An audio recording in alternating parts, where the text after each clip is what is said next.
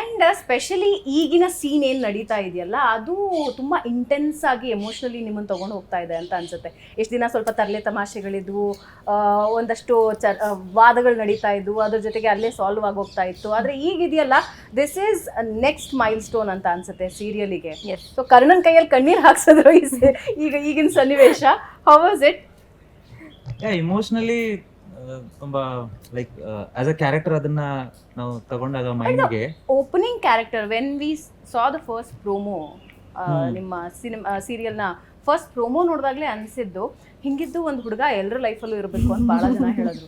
ಅಂದರೆ ತನಗೆ ಆಗ್ತಾ ಇರೋ ಅನ್ಯಾಯನ ಸಹಿಸ್ಕೊಂಡು ಮನೆಯವ್ರನ್ನೆಲ್ಲರೂ ತನ್ನವರು ಅಂತ ಅಂದ್ಕೊಂಡು ಅವ್ರು ಏನು ಹೇಳಿದ್ರು ಕೊನೆಗೆ ಚಪ್ಪಲಿ ತೊಗೊಂಡೋಗಿ ಸರಿ ಮಾಡಿಸ್ಕೊಂಬ ಅಂದ್ರೂ ಕೂಡ ಅದನ್ನೂ ಸರಿ ಮಾಡಿಸ್ಕೊಂಬರ್ತೀನಿ, ಐ ಲವ್ ಮೈ ಫ್ಯಾಮಿಲಿ ಅನ್ಕೊಂಡು ಹುಡುಗ, ಹಿಂಗೊಂದು ಹುಡುಗ ಇರಕ್ಕೆ ಸಾಧ್ಯನಾ? ಇಲ್ಲ, ಮೆಜಾರಿಟಿ ಮನೇಲಿ ಪ್ರತಿಯೊಬ್ಬರು ಹುಡುಗರು ಅದೇ ತರ ಇರ್ತಾರೆ, ಬಟ್ ಅದು ನೋಟಿಸ್ ಆಗಲ್ಲ ಅಷ್ಟೇ.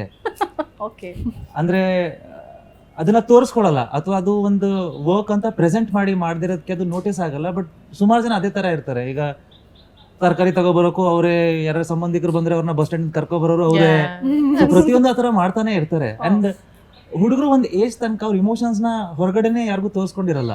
ಅವ್ರ ಒಂದು ಏಜ್ ತನಕ ಅವ್ರ ಒಳಗಡೆ ಏನ್ ನಡೀತಿದೆ ಅವರಲ್ಲೇ ಇರುತ್ತೆ. ಅದನ್ನೆಲ್ಲ ಇದ್ರೂ ಫ್ಯಾಮಿಲಿ ತರ ಬೇರೆ ತರಾನೇ ಇರ್ತಾರೆ, ಫ್ಯಾಮಿಲಿ ಜೊತೆ ಏನು ಇಲ್ವೇ ಇಲ್ಲ, ಕೇರ್ಲೆಸ್ ಅನ್ನೋ ತರ ಇರ್ತಾರೆ. ಬಟ್ ಒಳಗಡೆ there is a battle always running. So ನನ್ನ ಪ್ರಕಾರ almost everyone is like this. But ಇಲ್ಲಿ ಸ್ವಲ್ಪ ಒಂದು ಸಿನಿಮಾಟಿಕ್ ಇದ್ರಲ್ಲಿ ತೋರಿಸಿದ್ದಾರೆ. ಬಟ್ ಈ ತರ ಕ್ಯಾರೆಕ್ಟರ್ಸ್ ಒಂದಷ್ಟು ಜನ ಇರ್ತಾರೆ. ಬಟ್ ನಾನ್ ಬಯಸೋದು ಯಪ್ಪ ಯಾರಿಗೂ ಇಂಥ ಜೀವನ ಕೊಡೋದು ಅಂತ.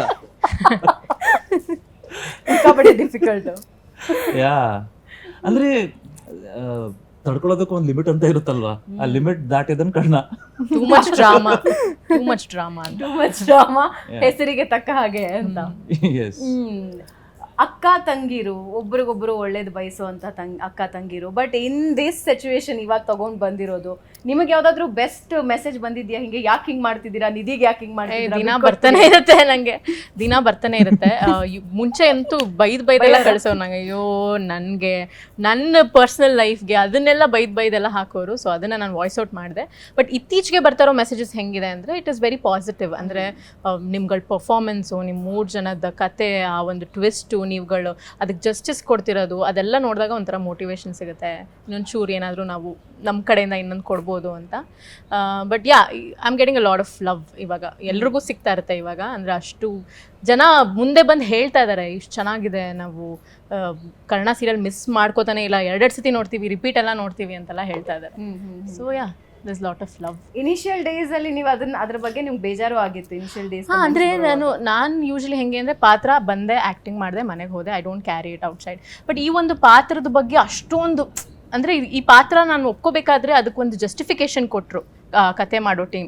ಸೊ ಅದಕ್ಕಾಗಿ ಒಪ್ಕೊಂಡಿದ್ದು. ನಾನು ಒಪ್ಕೊಂಡಿದ್ದೀನಿ ಅಂದರೆ ಅದರಲ್ಲಿ ಏನೋ ಇದೆ, ದಯವಿಟ್ಟು ವೆಯ್ಟ್ ಮಾಡಿ ಅಂತ ಎಷ್ಟು ನಾನು ಕನ್ವೆ ಮಾಡೋಕ್ಕೆ ಟ್ರೈ ಮಾಡಿದ್ರು, ಇಲ್ಲ ನೀನು ಸೀರಿಯಲ್ ಬಿಡು.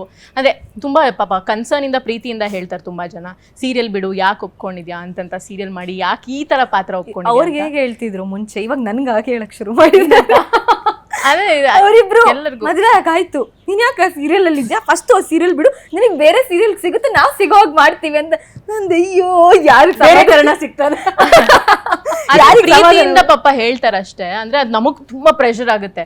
ಸೊ ಒಂದ್ ಪಾಯಿಂಟ್ ಅಲ್ಲಿ ಪ್ರೆಷರ್ ಆದಾಗ ನಾನು ಅದನ್ನ ವ್ಯಕ್ತಪಡಿಸಿದೆ ಕೂಡ, ಪ್ಲೀಸ್ ದಯವಿಟ್ಟು ನಿಲ್ಸಿ ಇದನ್ನ ಅಂತ. ಸೊ ಅಷ್ಟೇ, ಆ ಎಮೋಷನ್ ಇಂದ ಆಚೆ ಬಂದು ದೆನ್ ಅವ್ರು ನಿಮ್ಮನ್ನ ಅರ್ಥ ಮಾಡ್ಕೊಂಡ್ರು ಅಂತ ಅನ್ಸುತ್ತೆ. ಎಸ್.